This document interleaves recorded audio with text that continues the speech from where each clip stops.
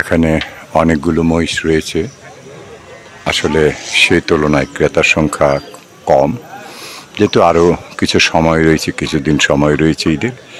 হয়তো ক্রেতারা দেখছেন, দামাদামি করছেন, শেষ মুহূর্তে তারা কিনে নেবেন। কারণ মহিষগুলো কিনে বাড়িতে নিয়ে রাখাটাও অনেক ঝামেলা, অনেক সমস্যা।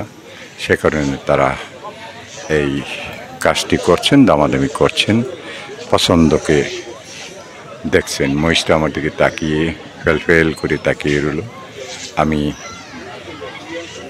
এখানে দুই ধরনের দুইটা মহিষ, একটা অপেক্ষাকৃত একটু বড়, আর একটা এই যে ওইটার চেয়ে একটু তুলনামূলকভাবে ছোট। আর একটা আছে প্রথম যে মহিষটা দেখালাম তার সমসাময়িক। ওই যে পশমওয়ালা এই মহিষটার দাম কত? পশমওয়ালা 2,10,000। আপনারা দেখলেন, এই মহিষটার দাম 2,10,000 টাকা চাচ্ছেন। আর এটা 2 লাখ। দেখুন, মহিষের সাইজে একটু এরফের রয়েছে, সে কারণে এইটার দাম 2 লক্ষ টাকা। আর পাশেরটা এটা আপনারা দেখলেন যে এই মহিষটার দামও 2 লক্ষ টাকা। এখানে মহিষ কেনার একটা আলোচনা চলছে। মহিষের পাশে দাঁড়িয়ে মহিষ কেনার আলোচনা, হয়তো কিনবে। বাংলাদেশের গাজীপুর জেলার কাপাসিয়া উপজেলার তরগাঁও ইউনিয়নের দেওনা গ্রামের কাছারি বাজার। এই যে আমার সামনে গরুর বাজার, এই নিয়ে একটা ভিডিও ইতিমধ্যে আমি করেছি। এখন আমি চলে যাব এই কাছারি বাজারের পাশে, সাথেই একেবারে মহিষের বাজারে। মহিষের কি দাম আছে, কেমন দাম আছে আমি জেনে নেব, আপনাদেরকে জানাবো। সাথেই থাকুন, দেখতে থাকুন ভিডিওটি। গরুর বাজার থেকে সামান্য একটু হেঁটে পশ্চিম দিকে গেলেই সেই মহিষের বাজার। আমি সেদিকে এখন যাচ্ছি। আমি এসে গেছি মহিষের বাজারে। খুব বেশি মহিষ নেই এখানে, একেবারে কমও নয়। একদম মহিষের জন্য পারফেক্ট একটা জায়গা, একদম ঠান্ডা শীতল জায়গা। উপরে ছায়াবৃত সবুজ গাছ, আর নিচে মহিষেরা আছে। আমি আপনাদেরকে দামগুলো জিজ্ঞেস করছি, আপনারা সাথেই থাকুন।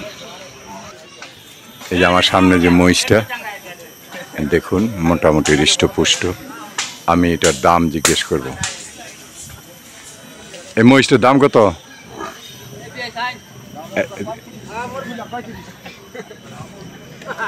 আপনারা হয়তো শুনেছেন, তিনি বলেছেন 2,35,000 টাকা এই মহিষটির দাম। এখন ফাইনালি কত বিক্রি হবে সেটা বিক্রেতাই জানে। তো উনি চাচ্ছেন 2,35,000 টাকা। বেশ হৃষ্টপুষ্ট এই মহিষটা।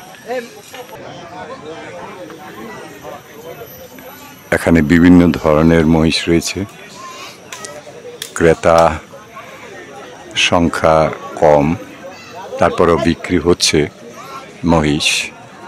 হয়তো দামে তেমন বনছে না। তাছাড়া ঈদের কিছুটা সময় রয়েছে।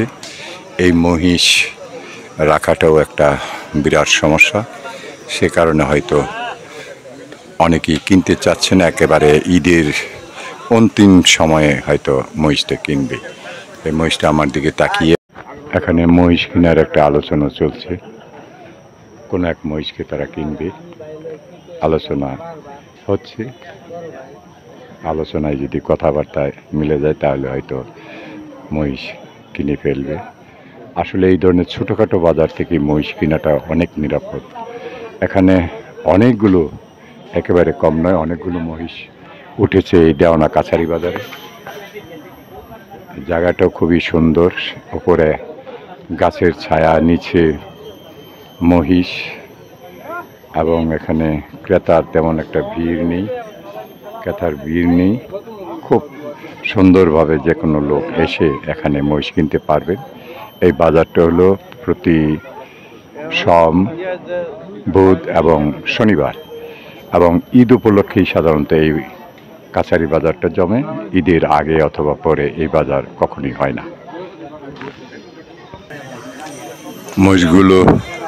মহিষগুলোর আকার আকৃতি হয়তো সামান্য পরিবর্তন, একটা থেকে আরেকটা, খুব বেশি নয়।